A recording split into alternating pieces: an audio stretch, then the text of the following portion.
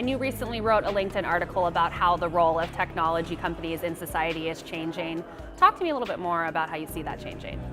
Tech companies are so big and powerful and ubiquitous now in people's lives that I think there's an important debate, and we're seeing that around things like privacy and around things, but I think there's a bigger, important cultural point, which is tech can be dehumanizing, it can be off-putting, and it can even be scary to people that don't live in that world. But that isn't an inevitable future. You know, I think this idea that we're heading to the matrix is not inevitable.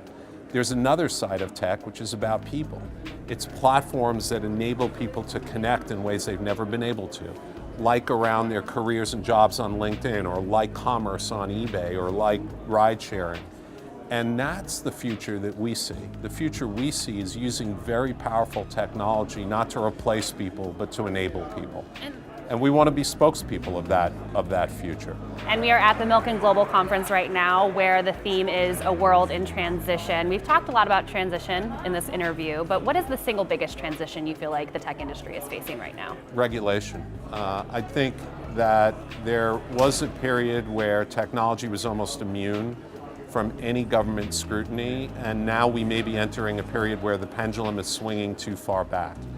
We are spending an inordinate amount of time on new taxes and different taxes and new regulations around privacy and new regulations around data. I think it's really important that companies are responsible and that they don't get dragged into regulation kicking and screaming. But the other side of that coin is that governments have to understand, particularly the United States government, that the technology sector is this gem. It's this incredible beacon of innovation in the US, and to unduly constrain that would be a big, big mistake. So we're now reaching this public-private balance. It's probably a good thing, but I think the next year in particular, there is a lot that's going to be defined about how companies like LinkedIn or eBay or all the others that I mentioned are going to get to operate in the world coming.